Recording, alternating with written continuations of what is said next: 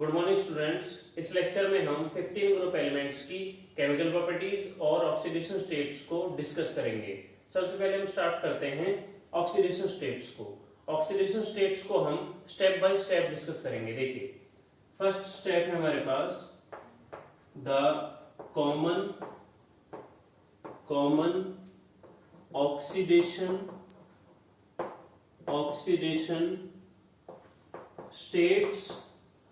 states of 15 group elements is -3 +3 +5। बहुत simple है। 15 group elements की कॉमन ऑक्सीडेशन स्टेट्स क्या है? -3 +3 एंड +5। इसके लिए एग्जांपल है हमारे पास NH3 में आप देखिए नाइट्रोजन की ऑक्सीडेशन स्टेट है -3, ठीक है। उसके बाद नेक्स्ट एग्जांपल है PCl5 में आप देखिए फास्फोरस की ऑक्सीडेशन स्टेट है +5, ठीक है। उसी तरह से PCl3 में आप चेक कीजिए फास्फोरस की ऑक्सीडेशन स्टेट है +3, ठीक है। इस तरह से हमने यहाँ पर एग्जांपल लिए हैं जिसमें ऑक्सीडेशन स्टेट्स क्या आ रही हैं -3 +5 और +3, जो कि हमारी कॉमन ऑक्सीडेशन स्टेट्स हैं। तो ये है हमारे पास फर्स्ट स्टेप। सेकंड स्टेप है हमारे पास the tendency to exhibits -3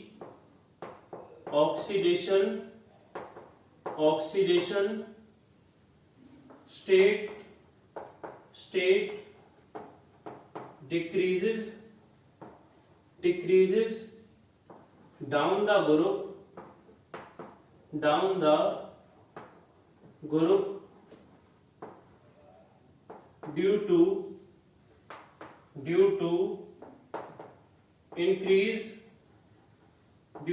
increases metallic character,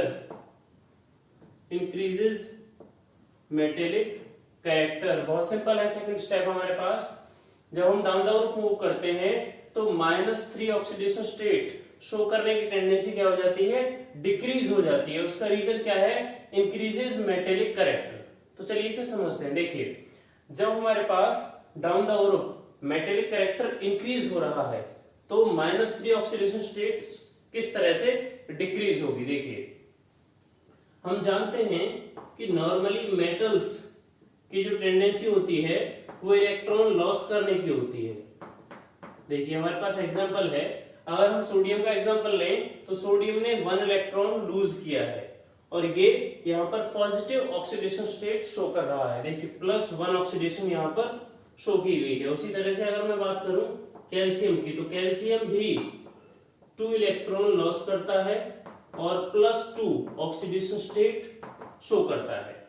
इसलिए हम जानते हैं कि मेटल्स हमेशा प्लस ऑक्सीडेशन स्टेट शो करते हैं, माइनस ऑक्सीडेशन स्टेट शो नहीं करते हैं। इसलिए जब down the group metallic character increase हो रहा है तो माइनस ऑक्सीडेशन स्टेट्स शो करने की टेंडेंसी डिक्रीज हो जाती है, ठीक है। तो ये हमारे पास है सेकंड स्टेप। थर्ड स्टेप है हमारे पास the stability of +5 oxidation state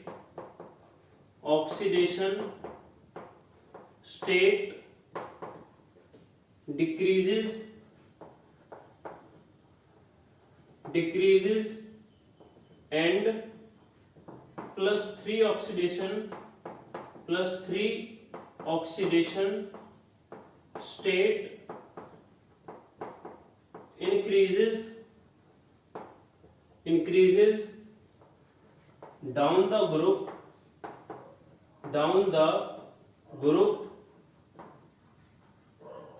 due to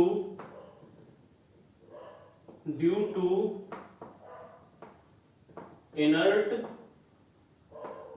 pair effect, due to inert pair effect। जब हम डाउन द ग्रुप मूव करते हैं तो +5 ऑक्सीडेशन स्टेट की स्टेबिलिटी क्या हो जाती है, डिक्रीज हो जाती है, और +3 ऑक्सीडेशन स्टेट की स्टेबिलिटी इंक्रीज हो जाती है। अगर हम 15 ग्रुप एलिमेंट्स की बात करें तो nitrogen, phosphorus, arsenic, antimony and bismuth, ये हमारे पास 15 ग्रुप एलिमेंट्स हैं, जिसमें से nitrogen -1 to +5 oxidation state show करता है, फास्फोरस +3, +5 ऑक्सीडेशन स्टेट शो करता है, इसी तरह से आर्सेनिक भी +3 और +5 ऑक्सीडेशन स्टेट शो करता है। लेकिन एंटीमनी और बिस्मथ ये दोनों +3 ऑक्सीडेशन स्टेट में स्टेबल रहते हैं, ये दोनों +3 ऑक्सीडेशन स्टेट में मोर स्टेबल रहते हैं। ये भी +5 ऑक्सीडेशन स्टेट वाले कंपाउंड शो करते हैं, लेकिन +5 ऑक्सीडेशन स्टेट्स वाले कंपाउंड में एंटीमनी और बिस्मथ दोनों ही लेस स्टेबल होते हैं due to inert pair effect. और इनर्ट पेयर इफेक्ट को हमने लास्ट लेक्चर में डिस्कस कर लिया है, ठीक है। तो इनर्ट पेयर इफेक्ट की वजह से डाउन द ग्रुप जब हम मूव करते हैं 15 ग्रुप में, तो +3 ऑक्सीडेशन स्टेट की स्टेबिलिटी इंक्रीज हो जाती है और +5 ऑक्सीडेशन स्टेट की स्टेबिलिटी डिक्रीज हो जाती है due to inert pair effect. Fourth step है हमारे पास nitrogen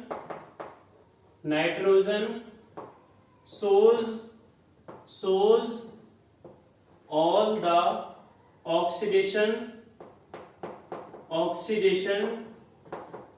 states from -3 to +5। Fourth step क्या है, नाइट्रोजन -3 to +5 सभी ऑक्सीडेशन स्टेट्स को शो करता है। देखिए एग्जांपल लेते हैं, NH3, NH2,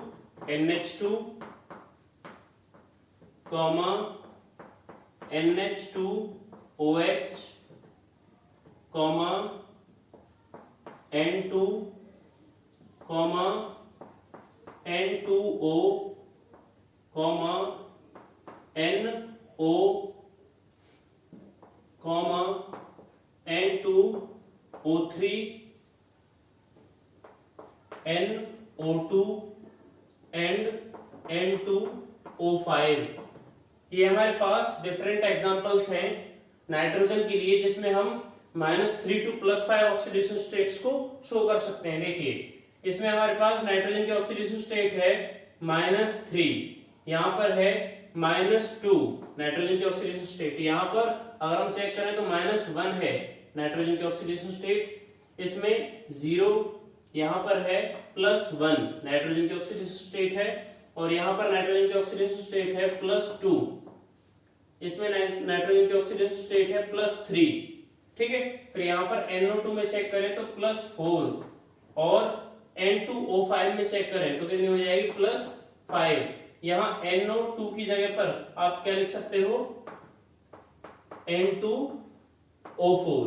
ये ऑक्साइड भी हम ले सकते हैं एग्जांपल के लिए कि +4 ऑक्सीडेशन स्टेट इसमें भी शो होती है। तो इस तरह से हमने फोर्थ स्टेप में क्या देखा कि नाइट्रोजन डिफरेंट ऑक्साइड्स के लिए -3 to +5 ऑक्सीडेशन स्टेट्स शो करती है। इस तरह से हमने जनरल वे में ऑक्सीडेशन स्टेट्स को डिस्कस कर लिया है। अब हम मूव करते हैं केमिकल प्रॉपर्टीज की ओर। फर्स्ट केमिकल प्रॉपर्टी है हमारे पास रिएक्टिविटी टुवर्ड्स हाइड्रोजन। जब 15 ग्रुप एलिमेंट्स हाइड्रोजन के साथ रिएक्ट करते हैं तो किस तरह के कंपाउंड शो करते हैं। देखिए when group 15 elements react with hydrogen then show ट्राईहाइड्राइड्स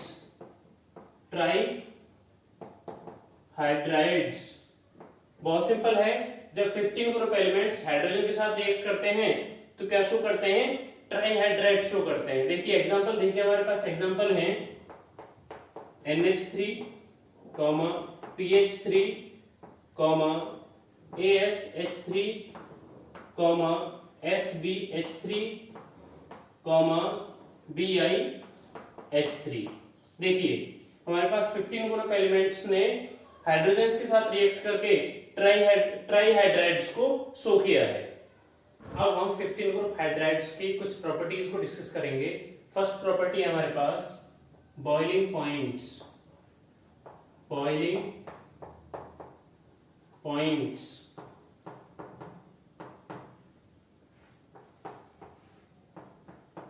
15 group hydrides में हम बॉइलिंग पॉइंट्स का ऑर्डर चेक करेंगे। देखिए the boiling points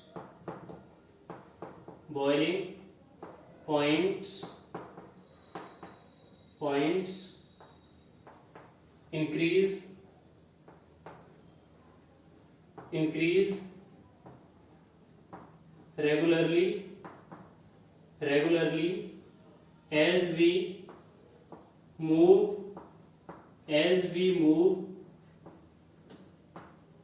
from phosphine to bismuthine BiH3. However,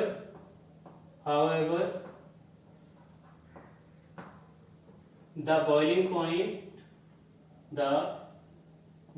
point of NH3 is higher than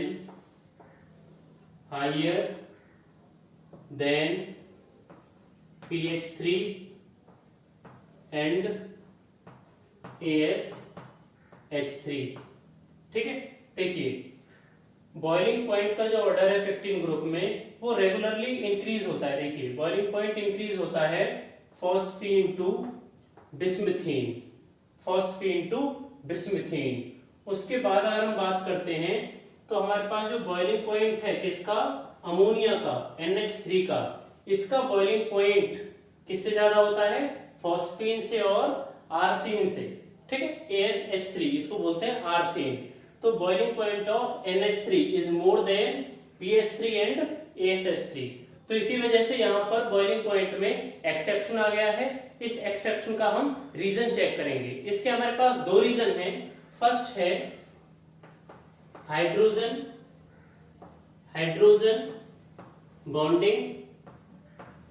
bonding and second है वैंडरवाल forces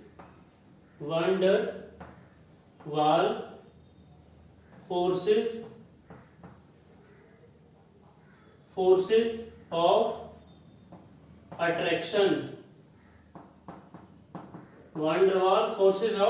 attraction. अब हम इन दोनों reasons को वन बाय वन डिस्कस करेंगे। तो चलिए सबसे पहले हम हाइड्रोजन बॉन्डिंग को डिस्कस करते हैं। अभी हमने चेक किया था कि NH3 का बॉइलिंग पॉइंट फॉस्फीन PH3 और आर्सीन ASH3 से ज्यादा होता है। उसका रीजन क्या है हमारे पास, हाइड्रोजन बॉन्डिंग। अब देखिए हमारे पास है NH3 जहां पर नाइट्रोजन की इलेक्ट्रोनेगेटिविटी है 3 और हाइड्रोजन की इलेक्ट्रोनेगेटिविटी है 2.1। ठीक है, तो यहां पर नाइट्रोजन और हाइड्रोजन की इलेक्ट्रोनेगेटिविटीज में लार्ज डिफरेंस है। ठीक है, इसी डिफरेंस की वजह से जो नाइट्रोजन और हाइड्रोजन के बीच में बॉन्ड्स बनेंगे, यहां पर जो नाइट्रोजन हाइड्रोजन बॉन्ड्स बनेंगे वो क्या रहेंगे, पोलर रहेंगे। पोलर बॉन्ड्स यहां पर फॉर्म होंगे। ठीक है, इसी पोलैरिटी के रीजन से यहां पर NH3 मॉलिक्यूल में इंटरमॉलिक्यूलर हाइड्रोजन बॉन्डिंग हो जाएगी। देखिए किस तरह से, इसको हम यहां चेक करते हैं। Hydrogen nitrogen, hydrogen, hydrogen, hydrogen, nitrogen, hydrogen, hydrogen. ठीक है, हाइड्रोजन, नाइट्रोजन, हाइड्रोजन, हाइड्रोजन, ये हमारे पास है partially negative, partially positive, partially negative, partially positive. इस तरह से जो हमारे पास अमोनिया मॉलिक्यूल है उसमें इंटरमॉलिक्यूलर हाइड्रोजन बॉन्डिंग हो जाएगी। ये हमारे पास है हाइड्रोजन बॉन्डिंग। ठीक है, तो इसी वजह से यहां पर स्ट्रॉन्ग बॉन्डिंग प्रेजेंट होने की वजह से NH3 का बॉइलिंग पॉइंट फॉस्फीन और आर्सिन से ज्यादा हो जाएगा। किस रीजन से? हाइड्रोजन बॉन्डिंग के रीजन से। लेकिन जब हाइड्रोजन बॉन्डिंग इतनी स्ट्रॉन्ग है तो फिर NH3 का जो बॉइलिंग पॉइंट है वो बिस्मथीन BiH3 और SbH3 इससे कम क्यों होता है? इन दोनों से NH3 का बॉइलिंग पॉइंट कम क्यों होता है? इसके लिए हम सेकंड रीजन को डिस्कस करते हैं। सेकंड रीजन है हमारे पास वैन डर वाल फोर्सेस ऑफ अट्रैक्शन। तो चलिए इसे चेक करते हैं। हमने 15 ग्रुप एलिमेंट्स हाइड्राइड में ये ऑर्डर चेक किया था PH3, ASH3, SbH3 और BiH3। बॉइलिंग पॉइंट की डेफिनेशन के according phosphine to bismuthine regularly boiling point का ऑर्डर इंक्रीज होता है। देखिए बॉइलिंग पॉइंट इंक्रीज होता है इस तरह से। अगर हम यहाँ पर चेक करें तो बिस्मथीन का जो बॉइलिंग पॉइंट है वो सबसे ज्यादा होता है। लेकिन वहीं पर हमने बात की थी कि NH3 अमोनिया मॉलिक्यूल जिसमें हाइड्रोजन बॉन्डिंग होती है, इंटरमॉलिक्यूलर हाइड्रोजन बॉन्डिंग होती है, इसका जो बॉइलिंग पॉइंट है वो फॉस्फीन और आर्सिन से ज्यादा होता है। लेकिन जो हमारे पास SbH3 है और BiH3 है इनसे कम होता है। इसका रीजन क्या है? देखिए जब हम डाउन द ग्रुप मूव करते हैं तो यहां पर साइज इंक्रीज होता है, एटॉमिक साइज इंक्रीज होता है, atomic size increase, atomic size increase होता है। एटॉमिक साइज इंक्रीज होने की वजह से क्या होता है? वैन डर वाल फोर्सेस ऑफ अट्रैक्शन भी इंक्रीज होते हैं। वैन डर वाल forces of attraction also increase. जैसे जैसे हाइड्राइड्स का साइज इंक्रीज होता है वैसे वैसे वैन डर वाल फोर्सेस ऑफ अट्रैक्शन भी इंक्रीज होते हैं। लेकिन फॉस्फीन और आर्सिन में वैन डर वाल फोर्सेस ऑफ अट्रैक्शन की अपेक्षा हाइड्रोजन बॉन्डिंग स्ट्रॉन्ग होती है, हाइड्रोजन बॉन्डिंग स्ट्रॉन्ग होती है। अगर हम कंपैरिजन करें तो फॉस्फीन और आर्सिन में वैन डर वाल फोर्सेस ऑफ अट्रैक्शन जो बॉन्ड है उसकी स्ट्रेंथ हाइड्रोजन बॉन्डिंग की अपेक्षा वीक होती है। लेकिन जैसे ही हम आगे मूव करते हैं SbH3 और BiH3 की तरफ तो यहां पर रिवर्स हो जाता है। वैन डर वाल फोर्सेस ऑफ अट्रैक्शन जो हमारे पास है ये फोर्स ऑफ अट्रैक्शन ज्यादा हो जाती है और हाइड्रोजन बॉन्डिंग वीक हो जाती है। तो यहां पर फोर्स ऑफ अट्रैक्शन स्ट्रॉन्ग होने की वजह से बॉइलिंग पॉइंट क्या होता है? इंक्रीज हो जाता है। तो हम कह सकते हैं कि वैन डर वाल फोर्सेस ऑफ अट्रैक्शन की वजह से SbH3 एंटीमनी हाइड्राइड और बिस्मथ हाइड्राइड में बॉइलिंग पॉइंट NH3 की अपेक्षा बढ़ जाता है। इसका सिंपल सा रीजन है हाइड्रोजन बॉन्डिंग वीक हो जाती है किसके अपेक्षा? वैन डर वाल forces of attraction, van der वाल फोर्सेस ऑफ अट्रैक्शन। ठीक है, तो यहां पर हमारे पास हाइड्रोजन बॉन्डिंग क्या हो जाती है? वीक हो जाती है। कब? जब हम एंटीमनी हाइड्राइड में पहुंचते हैं। एंटीमनी और बिस्मथ हाइड्राइड के केस में अगर हम बात करें तो साइज इतना इंक्रीज हो जाता है कि वैन डर वाल फोर्सेस ऑफ अट्रैक्शन बहुत ज्यादा स्ट्रांग हो जाते हैं और हाइड्रोजन बॉन्डिंग वीक हो जाती है। इसलिए NH3 का बॉइलिंग पॉइंट एंटीमनी हाइड्राइड और बिस्मथ हाइड्राइड से कम होता है। तो अगर हम 15 ग्रुप हाइड्राइड्स में बॉइलिंग पॉइंट्स का एक्चुअल ऑर्डर चेक करें तो क्या है हमारे पास, phosphine is less than arsine is less than NH3 is less than SbH3 is less than BiH3। ठीक है, तो हमारे पास ये एक्चुअल ऑर्डर है किसके लिए, बॉइलिंग पॉइंट के लिए, boiling point of hydrides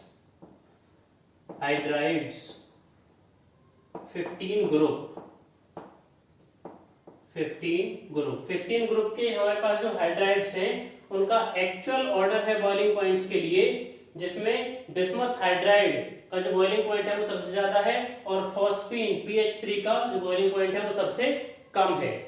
next property है हमारे पास मेल्टिंग पॉइंट्स। अब हम 15 ग्रुप हाइड्राइड्स का मेल्टिंग पॉइंट ऑर्डर चेक करेंगे। देखिए, as we move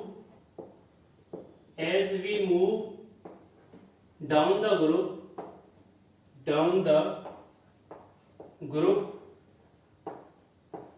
then melting point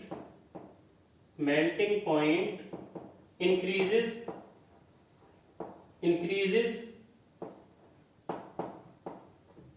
pH3 to SbH3 but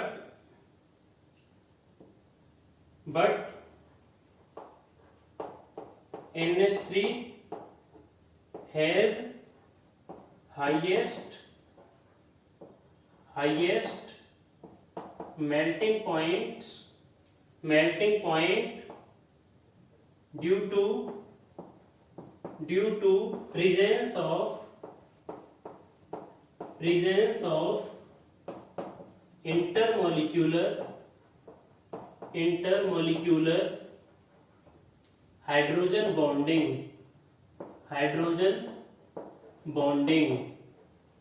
ठीक है, देखिए जब हम 15 ग्रुप हाइड्राइड्स का मेल्टिंग पॉइंट चेक करते हैं तो मेल्टिंग पॉइंट की वैल्यू इंक्रीज होती है phosphine to SbH3, PH3 to SbH3, लेकिन NH3 की जो मेल्टिंग पॉइंट की वैल्यू है वो ज्यादा होती है। उसका रीजन क्या है, इंटरमोलिक्यूलर हाइड्रोजन बॉन्डिंग।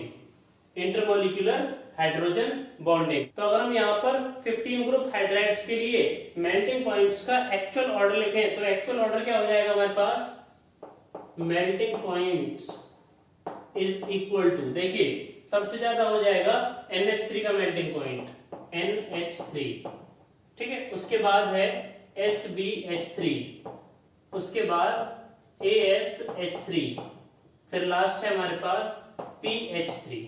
यहाँ पर चेक कीजिए सबसे ज्यादा जो मेल्टिंग पॉइंट की वैल्यू है वो किसकी है, NH3 अमोनिया की है, उसके बाद है SbH3। अब SbH3 क्यों है, क्योंकि अमोनिया के बाद तो फॉस्फीन आना चाहिए, लेकिन जैसा हमने बॉइलिंग पॉइंट्स में डिस्कस किया था कि जब हम डाउन द ग्रुप मूव करते हैं तो एटॉमिक साइज इंक्रीज होने से वॉन डर वाल फोर्सेस ऑफ अट्रैक्शन भी इंक्रीज होते हैं। तो हम कह सकते हैं कि यहाँ पर फॉस्फीन और एंटीमनी में किसका साइज बड़ा है, एंटीमनी का, ठीक है। तो एंटीमनी का जो हाइड्राइड है इसमें वॉन डर वाल फोर्सेस ऑफ अट्रैक्शन ज्यादा रहेंगे तो इसका बॉन्ड स्ट्रॉन्ग हो जाएगा, इसलिए यहाँ पर जो मेल्टिंग पॉइंट का ऑर्डर है उसमें एंटीमनी पहले है, उसके बाद आर्सेनिक है, उसके बाद फॉस्फीन है। तो यहाँ पर अगर हम वॉन डर वाल फोर्सेस ऑफ अट्रैक्शन में और हाइड्रोजन बॉन्डिंग में कंपैरिजन करें तो हाइड्रोजन बॉन्डिंग यहाँ पर स्ट्रॉन्ग होती है, हाइड्रोजन बॉन्डिंग यहाँ पर स्ट्रॉन्ग होती है in case of melting points. Melting point के केस में NH3 में जो प्रेजेंट हाइड्रोजन बॉन्डिंग होती है वो वॉन डर वाल फोर्सेस ऑफ अट्रैक्शन से ज्यादा होती है, वॉन डर वाल फोर्सेस ऑफ अट्रैक्शन, ठीक है। तो वॉन डर वाल फोर्सेस ऑफ अट्रैक्शन से ज्यादा होती है किसकी वैल्यू, हाइड्रोजन बॉन्डिंग की, इसलिए NH3 का जो मेल्टिंग पॉइंट है वो सबसे ज्यादा होता है। थर्ड प्रॉपर्टी है हमारे पास थर्मल स्टेबिलिटी। अब हम 15 ग्रुप हाइड्राइड्स में थर्मल स्टेबिलिटी का ऑर्डर चेक करेंगे। देखिए हमारे पास 15 ग्रुप हाइड्राइड्स हैं NH3, PH3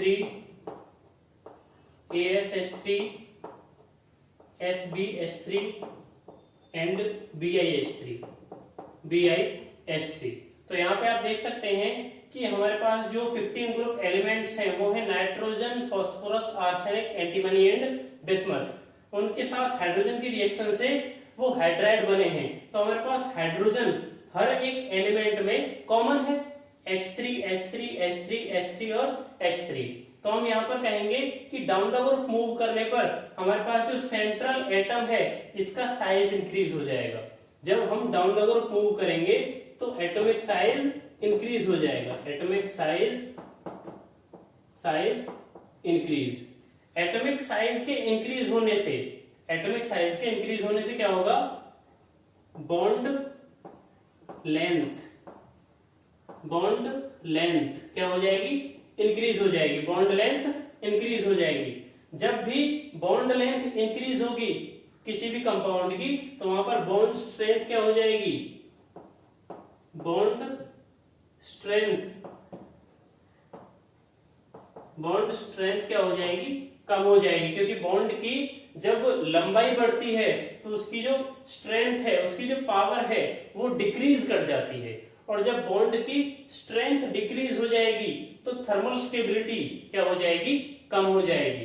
तो यहां पर थर्मल स्टेबिलिटी क्या हो जाएगी, थर्मल स्टेबिलिटी क्या हो जाएगी, डिक्रीज कर जाएगी। तो हम इस कॉन्सेप्ट के अकॉर्डिंग ये कह सकते हैं जब हम डाउन द ग्रुप मूव करेंगे तो थर्मल स्टेबिलिटी की वैल्यू क्या हो जाएगी, कम हो जाएगी। तो हमारे पास एक्चुअल ऑर्डर क्या रहेगा, एक्चुअल ऑर्डर रहेगा NH3 is greater than PH3 is greater than ASH3 is greater than SBH3 is greater than BiH3। ठीक है, ये हमारे पास एक्चुअल ऑर्डर रहेगा किसके लिए, थर्मल स्टेबिलिटी के लिए, 15 ग्रुप हाइड्राइड्स के लिए। एक बार इसे दोबारा से समझ लेते हैं। जब एटॉमिक साइज इंक्रीज होता है तो बॉन्ड लेंथ भी इंक्रीज होती है, क्योंकि एटम का साइज जब इंक्रीज होगा तो एटॉमिक रेडियस इंक्रीज हो जाएगी। रेडियस के इंक्रीज होने से एटॉमिक साइज में भी इंक्रीमेंट आएगा। तो एटॉमिक साइज के इंक्रीज होने से बॉन्ड की लेंथ बढ़ जाती है, बॉन्ड लेंथ बढ़ने से बॉन्ड की स्ट्रेंथ डिक्रीज हो जाती है। और जब बॉन्ड की स्ट्रेंथ डिक्रीज होती है तो वो बॉन्ड थर्मली क्या हो जाता है, अनस्टेबल हो जाता है, मतलब स्टेबिलिटी डिक्रीज कर जाती है। तो यहां पर अगर हम देखें तो हमारे पास BiH3 में बॉन्ड लेंथ सबसे ज्यादा है, और जिसकी बॉन्ड लेंथ सबसे ज्यादा होगी उसकी थर्मल स्टेबिलिटी क्या होगी, सबसे कम होगी। इसलिए हमारे पास ऑर्डर रहेगा जिसमें अमोनिया जो हमारे पास है उसकी थर्मल स्टेबिलिटी सबसे ज्यादा रहेगी, और BiH3 की जो थर्मल स्टेबिलिटी है वो क्या हो जाएगी, सबसे कम हो जाएगी। इस ऑर्डर में कोई भी एक्सेप्शन नहीं है। नेक्स्ट प्रॉपर्टी है हमारे पास रिड्यूसिंग नेचर। अब हम 15 ग्रुप हाइड्राइड्स में रिड्यूसिंग नेचर चेक करेंगे। देखिए 15 ग्रुप हाइड्राइड्स हैं हमारे पास, NH3 PH3 ASH3 SBH3 and BiH3। ठीक है, अभी हमने लास्ट टॉपिक थर्मल स्टेबिलिटी में डिस्कस किया था कि डाउन द ग्रुप मूव करने पर एटॉमिक साइज क्या होता है, इंक्रीज होता है। एटॉमिक साइज इंक्रीज होता है। ठीक है, एटॉमिक साइज के इंक्रीज होने से क्या होता है, बॉन्ड लेंथ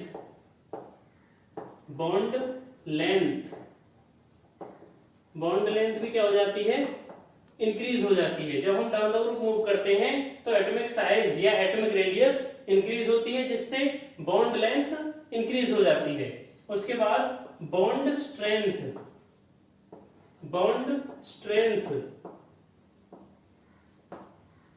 स्ट्रेंथ क्या हो जाती है, वीक हो जाती है। बॉन्ड स्ट्रेंथ की वैल्यू डिक्रीज कर जाती है। जब हम डाउन द ग्रुप मूव करते हैं तो बॉन्ड लेंथ बढ़ने से बॉन्ड की जो स्ट्रेंथ है वो क्या हो जाती है, कम हो जाती है। और जब हम ये देखते हैं कि बॉन्ड की स्ट्रेंथ कम हो गई है तो हम ये कह सकते हैं कि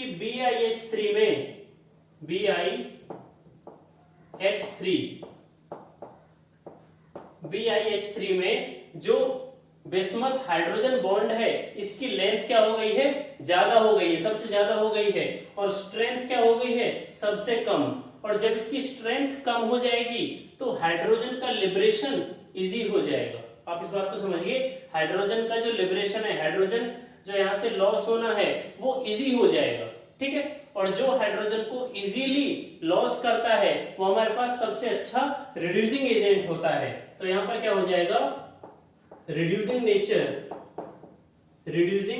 nature down the group move करने पर इंक्रीज हो जाएगा। देखिए बिस्मथ में सबसे ज्यादा बॉन्ड लेंथ है, जो इसकी बॉन्ड लेंथ है बिस्मथ हाइड्रोजन की, इस बॉन्ड की, तो इसकी बॉन्ड लेंथ सबसे ज्यादा है। अगर हम अदर हाइड्राइड्स के कंपैरिजन में बात करें तो बिस्मथ हाइड्राइड में बिस्मथ और हाइड्रोजन के बॉन्ड की बॉन्ड लेंथ सबसे ज्यादा है, और यहाँ पर ये बॉन्ड वीक हो जाएगा। देखिए लेंथ बढ़ने से स्ट्रेंथ कम हो जाती है, और जब स्ट्रेंथ कम हो जाएगी तो ये हाइड्रोजन सबसे ज्यादा टेंडेंसी रखेगा लिबरेट होने की, यहां से लॉस होने की सबसे ज्यादा टेंडेंसी किसकी रहेगी, इस हाइड्रोजन की रहेगी। और जो हाइड्रोजन को लॉस करता है वो किस तरह का नेचर शो करता है, रिड्यूसिंग नेचर शो करता है। तो अगर हम यहाँ से रिड्यूसिंग नेचर का ऑर्डर चेक करें तो क्या होगा, देखिए रिड्यूसिंग नेचर का ऑर्डर रहेगा BiH3 is greater than SbH3 is greater than AsH3 is greater than PH3 is greater than NH3, ठीक है। सबसे अच्छा रिड्यूसिंग एजेंट हमारे पास कौन रहेगा, बिस्मथ हाइड्राइड, ठीक है। तो ये हमारे पास ऑर्डर हो गया रिड्यूसिंग नेचर के लिए। नेक्स्ट प्रॉपर्टी है हमारे पास बेसिक नेचर। अब हम 15 ग्रुप हाइड्राइड्स के लिए बेसिसिटी का ऑर्डर चेक करेंगे। देखिए हमारे पास 15 ग्रुप हाइड्राइड्स हैं, NH3, PH3, ASH3, SbH3 and BiH3, ठीक है। तो हमने लास्ट प्रॉपर्टीज में डाउन द ग्रुप मूव करने पर एटॉमिक साइज इंक्रीज होता है, इसको चेक किया था। तो जब डाउन द ग्रुप मूव करने पर एटॉमिक साइज इंक्रीज होता है तो हम यहाँ पर एग्जांपल लेते हैं NH3 का और BiH3 का। देखिए अगर हम अमोनिया की स्ट्रक्चर बनाएं NH3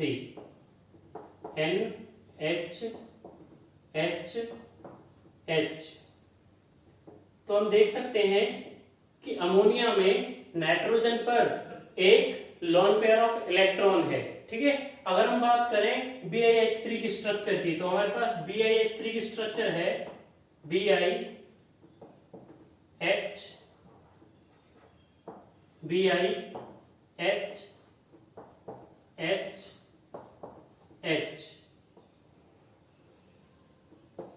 बिस्मथ पर भी one lone pair of electron present है, ठीक है। तो दोनों स्ट्रक्चर्स में मेन डिफरेंस क्या है, मेन डिफरेंस है साइज का। अगर हम बात करें NH3 की तो नाइट्रोजन और हाइड्रोजन की जो बॉन्ड लेंथ है वो बहुत ही कम है, लेकिन अगर हम बात करें बिस्मथ और हाइड्रोजन की तो यहाँ पर बॉन्ड लेंथ सबसे ज्यादा है, ठीक है। ये तो क्लियर है। अब यहाँ पर अगर हम चेक करें कि जो हमारे पास लोन पेयर ऑफ इलेक्ट्रॉन है इसकी वजह से ही ये हमारे पास 15 ग्रुप हाइड्राइड्स को हम क्या कहते हैं, लुईस बेस, क्योंकि यहाँ पर lone pair of electron present है और ये lone pair of electron donate किए जा सकते हैं। और जो इलेक्ट्रॉन डोनर होता है उसका नेचर कैसा होता है, बेसिक नेचर। तो अब यहाँ पर हम बेसिसिटी का ऑर्डर चेक करेंगे। देखिए हमारे पास जब एटॉमिक साइज इंक्रीज होता है, एटॉमिक साइज के इंक्रीज होने से ये lone pair of electrons large volume occupy करते हैं, लार्ज वॉल्यूम ऑक्यूपाई कर लेते हैं। अगर हम दूसरे शब्दों में कहें तो यहाँ पर बिस्मथ पर इलेक्ट्रॉन डेंसिटी डिक्रीज हो जाती है। देखिए कई बच्चों को ये पता नहीं होता कि ये जो हमने यहाँ पर lone pair of electron show किए हैं ये बिस्मथ से थोड़ी दूरी पर शो किए हैं और नाइट्रोजन के बिल्कुल पास शो किए हैं। इसका मतलब क्या हुआ कि यहाँ पर वॉल्यूम कम होता है और यहाँ पर वॉल्यूम ज्यादा होता है। तो ये जो लोन पेयर ऑफ इलेक्ट्रॉन है ये साइज के बढ़ने से लार्ज वॉल्यूम ऑक्यूपाई करते हैं, जिसकी वजह से क्या होता है कि नाइट्रोजन की अपेक्षा बिस्मथ पर जो इलेक्ट्रॉन डेंसिटी है या इलेक्ट्रॉन डोनेट करने की जो टेंडेंसी है वो डिक्रीज हो जाती है, और जिसकी इलेक्ट्रॉन डोनेट करने की टेंडेंसी कम होती है वो आपके पास क्या होता है, लेस बेसिक होता है। इसलिए हम ये कह सकते हैं कि डाउन द ग्रुप मूव करने पर 15 ग्रुप हाइड्राइड्स में बेसिसिटी का ऑर्डर क्या होता है, डिक्रीज होता है, बेसिसिटी कम हो जाती है। तो एक्चुअल ऑर्डर अगर हम लिखते हैं तो क्या है हमारे पास, BiH3 is less than SbH3 is less than AsH3 is less than PH3 is less than NH3। तो यहां से हम चेक कर सकते हैं कि हमारे पास सबसे कम बेसिक कौन है हाइड्राइड, BiH3 बिस्मथ हाइड्राइड, और NH3 हमारे पास सबसे ज्यादा बेसिक है। तो इस तरह से हमने बेसिसिटी के लिए ऑर्डर यहाँ पर लिख लिया है। एक बार हम इसे रिवाइज कर लेते हैं। देखिए जब हम डाउन द ग्रुप मूव करते हैं तो क्या होता है, एटॉमिक साइज इंक्रीज होता है। तो बिस्मथ हाइड्राइड में बॉन्ड लेंथ सबसे ज्यादा है तो इसका साइज सबसे बड़ा रहेगा। तो बिस्मथ हाइड्राइड के अगर हम स्ट्रक्चर चेक करें तो यहाँ पर lone pair of electrons large volume occupy करते हैं। अगर हम दूसरे शब्दों में कहें तो बिस्मथ के पास जो इलेक्ट्रॉन डेंसिटी है वो बहुत ही कम हो जाती है, और जब इलेक्ट्रॉन डेंसिटी कम हो जाएगी तो इसके लोन पेयर्स को डोनेट करने की जो टेंडेंसी है वो भी वीक हो जाएगी। और जो अपने लोन पेयर ऑफ इलेक्ट्रॉन्स को इजीली डोनेट नहीं कर सकता वो क्या है, वो एक लेस बेसिक कंपाउंड है, लीएस्ट बेसिक उसका नेचर है। तो हमारे पास बिस्मथ हाइड्राइड का जो नेचर है वो लेस बेसिक है। सबसे कम बेसिक हमारे पास कौन है, बिस्मथ हाइड्राइड। तो इस तरह से हमने बेसिक नेचर इस टॉपिक को भी कंप्लीट कर लिया है।